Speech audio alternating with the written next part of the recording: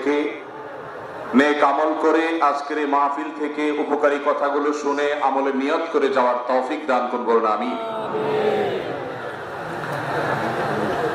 আলহামদুলিল্লাহ আলহামদুলিল্লাহ নাহমাদুহু ওয়া নাস্তাঈনুহু ওয়া নাস্তাগফিরুহু ওয়া নু'মিনু বিহি ওয়া নাতাওয়াক্কালু আলাইহি।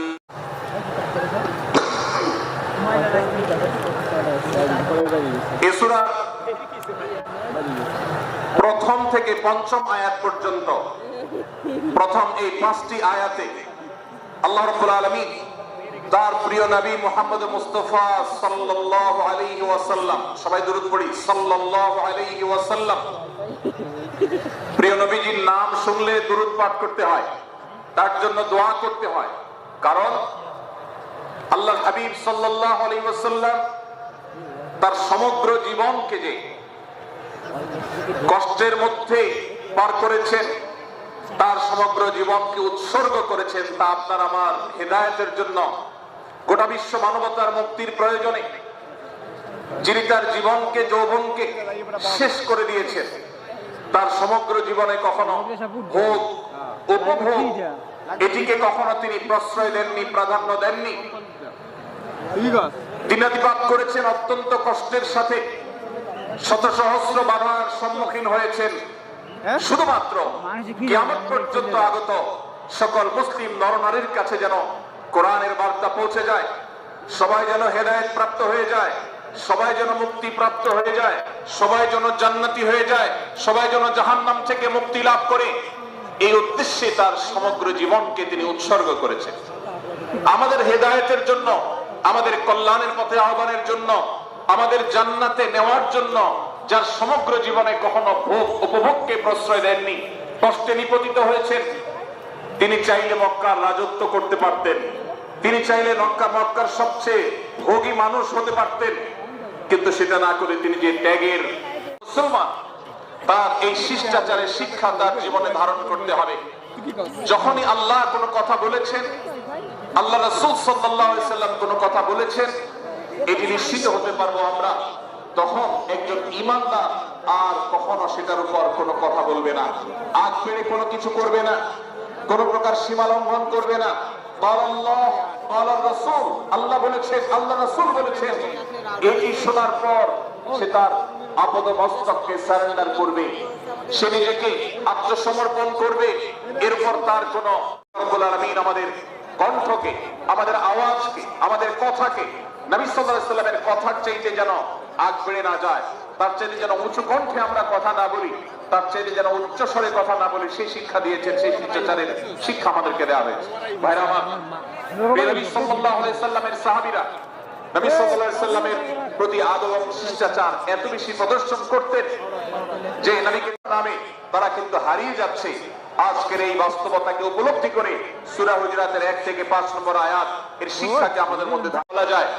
অনেক সময় অনেক ব্যক্তিকে সমাজে মিডিয়ার মাধ্যমে নানাভাবে হয়রানি করে তাকে খারাপ মানুষ হিসাবে, কালপ্রিট হিসাবে দেখানো হয়, অথচ তার দোষ, যে সমস্ত দোষের কথা তাকে বলা হয়, যে সমস্ত দোষে তাকে দোষী বানানো হয়, সে সমস্ত দোষ থেকে তিনি শত সহস্র গুণ পবিত্র এবং পরিচ্ছন্ন। ভাইরা আমার, আজকের এই বাস্তবতায় আমাদেরকে বিশেষ করে লক্ষ্য রাখতে হবে যে আমরা, ভাই এদিকে অনেক বেশি বাঁশির আওয়াজ শোনা যাচ্ছে, স্বেচ্ছাসেবকরা বাঁশির আওয়াজ দেওয়া ছাড়া আপনারা ভলান্টিয়ারি করুন। এত বেশি বাঁশির আওয়াজ আসছে যে কথা বলা কঠিন হয়ে যাচ্ছে। অনুগ্রহ করে বাঁশির আওয়াজ কম করে আপনারা ভলান্টিয়ারি করুন। এখনো অনেক বাঁশির আওয়াজ শোনা যাচ্ছে, বাঁশির আওয়াজগুলো বন্ধ করুন। মাশাআল্লাহ, এখন বন্ধ হয়েছে। আমরা মেহেরবানি করে বাম পাশে থেকে কিছুটা আওয়াজ পাচ্ছি, একটু নীরব নিস্তব্ধ হওয়ার জন্য অনুরোধ করছি। একটু নীরব নিস্তব্ধ না হলে কথা বলা যাবে না। অনুগ্রহ করে আমরা একটু সহযোগিতা করি এবং সবাই নীরব থাকি। ভলান্টিয়াররা অপ্রয়োজনে বাঁশির আওয়াজ দিবেন না, অপ্রয়োজনে বাঁশির আওয়াজ দিবেন না। আমাদের দেশে শব্দ দূষণ, শব্দ সন্ত্রাস, এটা এই দেশের কমন কালচার হয়ে গেছে। রাস্তা যাবেন, প্রয়োজনে অপ্রয়োজনে গাড়ির হর্ন বাজাবে, যে কোনো প্রোগ্রামে যাবেন, প্রয়োজনে অপ্রয়োজনে বাঁশি বাজানো হবে। কদিন আগে 31st নাইট গেছে, আপনারা দেখেছেন। এত প্রচার প্রচারণা, এত সতর্কীকরণের পরেও, আইন শৃঙ্খলা রক্ষাকারী বাহিনী এত সতর্ক থাকার পরেও আপনারা দেখেছেন এক শ্রেণীর বুদ্ধি প্রতিবন্ধীরা তারা 31st নাইট উদযাপনের নামে শব্দ সন্ত্রাস করেছে, শত শত হাজার মানুষের কষ্টের কারণ হয়েছে। প্রিয় ভাইরা আমার,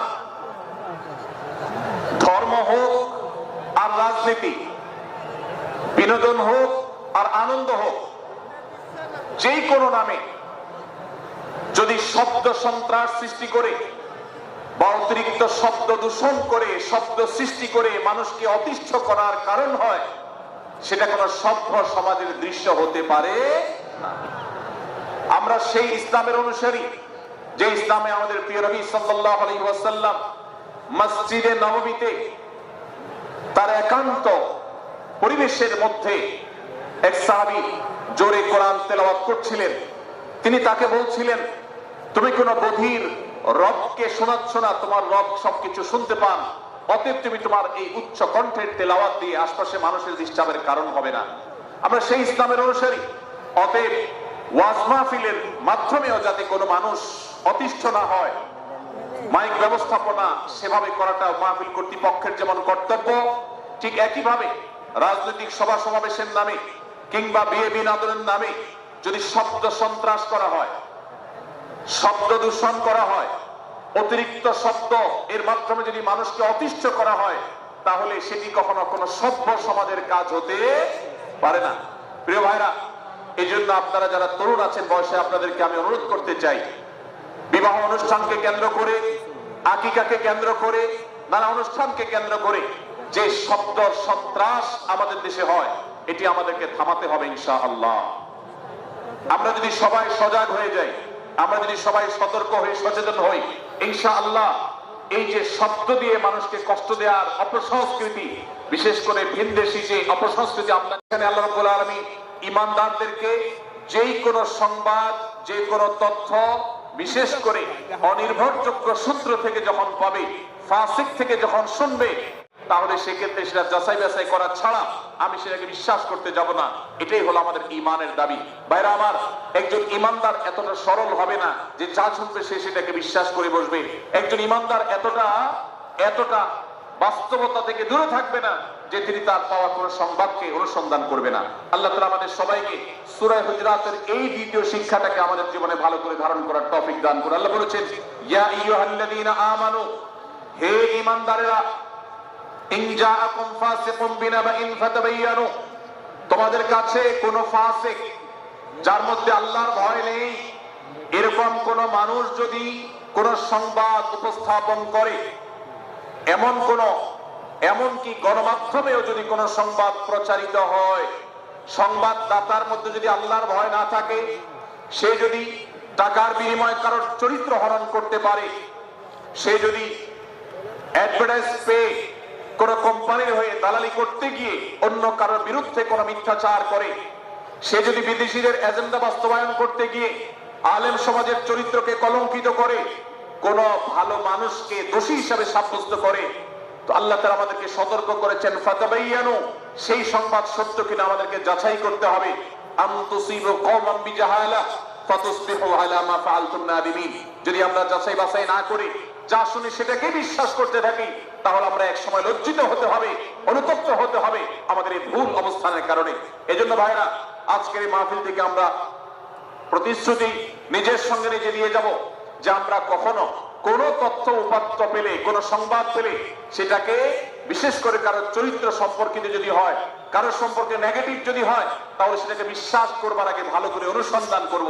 যতক্ষণ আমি নিশ্চিত না হব, ততক্ষণ পর্যন্ত সেটার প্রচার করব না। আল্লাহ তাআলা আমাদের সবাইকে কোরআনের এই শিক্ষাটাও আমাদের জীবনে ধারণ করবার তৌফিক দান করুন। ভাইরা আমার, তৃতীয় যে শিক্ষা সূরা হুজুরাতের, সেটি হলো আল্লাহ রাব্বুল আলামিন সূরা হুজুরাতের 9 এবং 10 নম্বর আয়াতে ঈমানদারদের মধ্যে যদি কখনো মতভিন্নতা, মতপার্থক্য, যে এটা যদি মারামারিতে পরিণত হয়, ঈমানদারদের মধ্যে যদি কখনো দুই পক্ষ গন্ডগোল এবং ফাসাদের মধ্যে লিপ্ত হয়ে যাওয়ার মতো দৃশ্যের অবতারণা হয়, তাহলে আমরা যেন আমাদের মুসলমান ভাইদের ঘর পোড়ার মধ্যে আলু পোড়া দিতে না যাই। আমরা যেন আমাদের মুসলমান ভাইদের মধ্যকার বিভেদকে আরো বৃদ্ধি করতে সহায়তা না করি। আমরা যেন মীমাংসার পথ অবলম্বন করি। আমরা যেন তাদের মধ্যকার সম্পর্কের যে অবনতি হয়েছে সেটাকে দূর করবার চেষ্টা করি। আল্লাহ রাব্বুল আলামিন এই নির্দেশ দিতে গিয়ে বলেছেন, ওয়া ইন তাইফাতানি মিনাল মুমিনিনা কাতাতালু, যদি ইমানদারদের দুটি দল, দুটি গ্রুপ নিজেদের মধ্যে মারামারিতে লিপ্ত হয়ে যায়, ফাসলিহু বাইনাহুমা, তাহলে তোমরা সেই বিবাদবান দুটি দলকে মীমাংসা করবার চেষ্টা করবে। আজ আমাদের মধ্যে এরকম বহু বিষয়কে কেন্দ্র করে মুসলমানদের মধ্যে অনেক সময় মুখোমুখি অবস্থান আমরা দেখতে পাই, যা দুর্ভাগ্যজনক, যা হওয়ার কথা ছিল না। এমনকি জাগতিক বিষয়ে যেমন হয়, ধর্মের নামে, ইসলামের নামে আজ আমরা হাজার হাজার টুকরা হয়েছি। আজ গোটা বিশ্বে আমাদের মুসলমানদের যে অবস্থান দুর্বল হয়েছে, এর অন্যতম প্রধান কারণ হলো আমাদের অনৈক্য। আমরা যদি আজ প্রত্যেক মুসলমানের হাতে পায়ে ধরে সূরা হুজরাতের 18টি আয়াত, প্রত্যেকটি আয়াত আমি আমার মুসলমান ভাইদেরকে বলতাম, বারবার পড়ুন, বারবার পাঠ করুন, বোঝার চেষ্টা করুন, জীবনকে পরিবর্তন করুন। এদেশে নামাজি মুসলমান আপনি কম বেশি পাবেন, এদেশে রোজাদার মুসলমান কম বেশি পাবেন, এদেশে হজ আদায়কারী মুসলমান কম বেশি পাবেন, এদেশে তাসবিরত মুসলমান কম বেশি পাবেন। কিন্তু এদেশে আচার আচরণ, কাজ কারবার, আখলাক এবং বান্দার হক এবং অধিকার, অন্যের অধিকার সংশ্লিষ্ট বিষয়ে